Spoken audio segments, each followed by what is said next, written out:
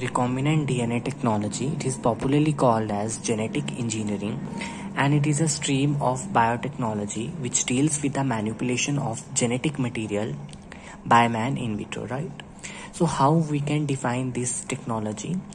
So it refers to a number of methodologies in which a desired DNA sequence or gene, right, is cut, right, is cut into numerous fragments, and out of those fragments, the fragment which is of our interest is introduced into the host cell with or without the help of vectors, right?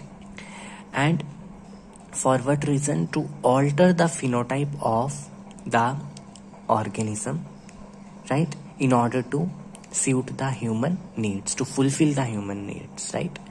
सो ये वाला जो process है, ये वाली जो प्रतिक्रिया है, ये कब की करवाई जाती है? जब ह्यूमन को किसी पर्टिकुलर चीज़ की ज़रूरत है, राइट? अब हम आगे पढ़ेंगे तो हम इसमें देख लेंगे कि हमें ह्यूमन की कौन सी नीड को ये रिकॉम्बिनेंट डीएनए टेक्नोलॉजी और जेनेटिक इंजीनियरिंग जो है ये पूरा करती है, right? So the technology which is used for the production of artificial DNA through different genetic materials from different sources, it is referred to as recombinant DNA technology, right? So this technology emerged with the discovery of restriction enzymes. These are very important enzymes, and in coming video lecture I will deal with this topic also. And these restriction enzymes are discovered in the year 1968 by two scientists, by two microbiologists, Stewart and Werner Haber, right? So in this case, inserting the desired gene into the genome of the host is not as easy as it sounds. ठीक है, हम पढ़ रहे हैं कि एक जगह से जीन को निकाला, दूसरे ऑर्गेनिज्म में डाल दिया. ये बहुत इजी है सुनने में, पढ़ने में, but when we're going to perform this experiment, right, so this is very we can say that this is very complex, right, and it involves various stages, right? So you can read from this. So we will move ahead. Thus the recombinant DNA has to be introduced into the host, and at least it has to be maintained in the host and carried forward to the offspring, right? This is very important. If that gene or that sequence is not carried forward to the offsprings, तो हमारा जो result, जो भी हमने करा है experiment, उसका result नहीं आएगा और एक्सपेरिमेंट फेल हो जाएगा, राइट?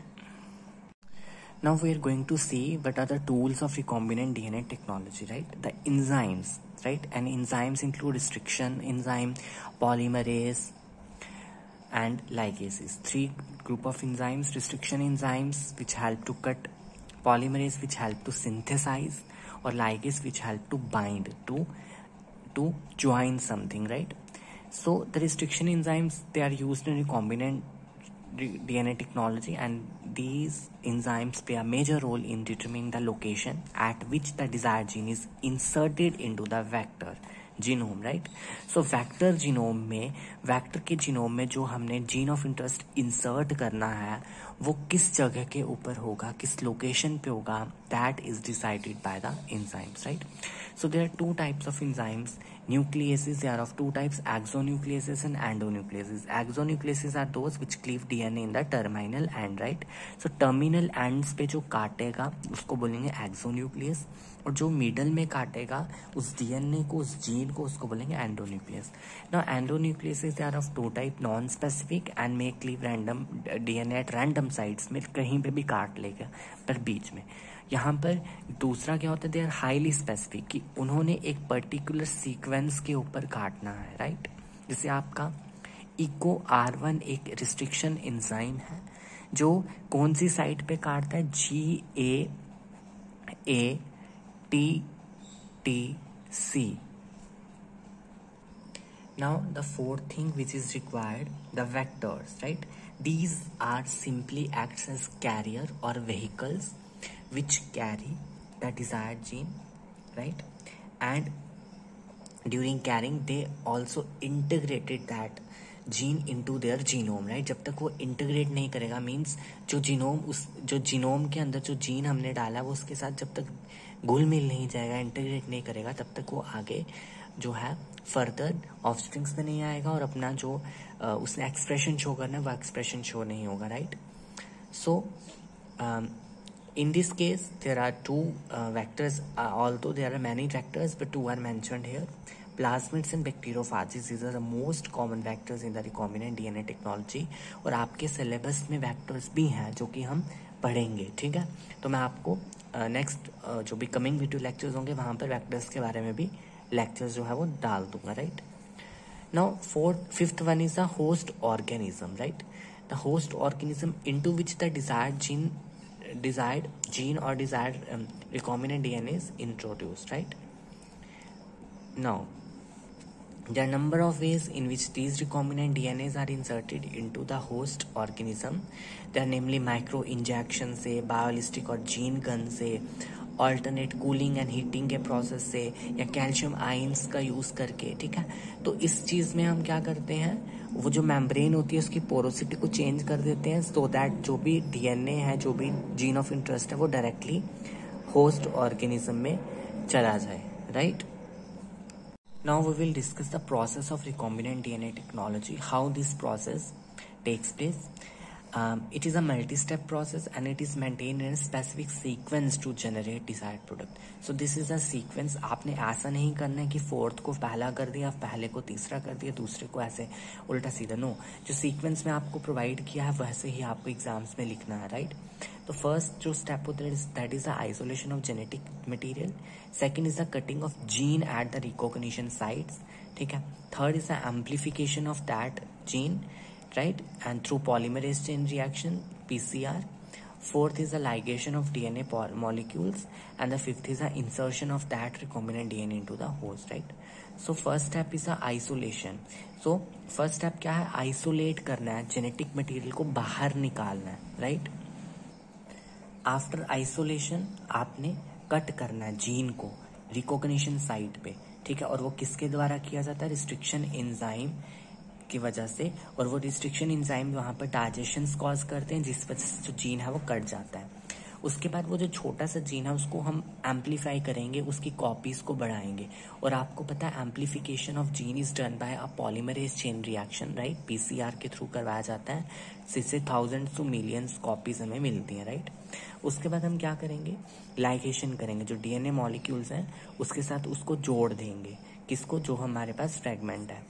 उसके बाद वेक्टर में डाल के जोड़ेंगे, राइट। आप यहाँ पे पढ़ सकते हो, in this step of ligation joining of the two pieces a cut fragment of DNA and the vector together. Vector को किसके साथ जोड़ना है, फ्रेगमेंट ऑफ डीएनए के साथ, right, with the help of DNA ligase enzyme which help to bind, right.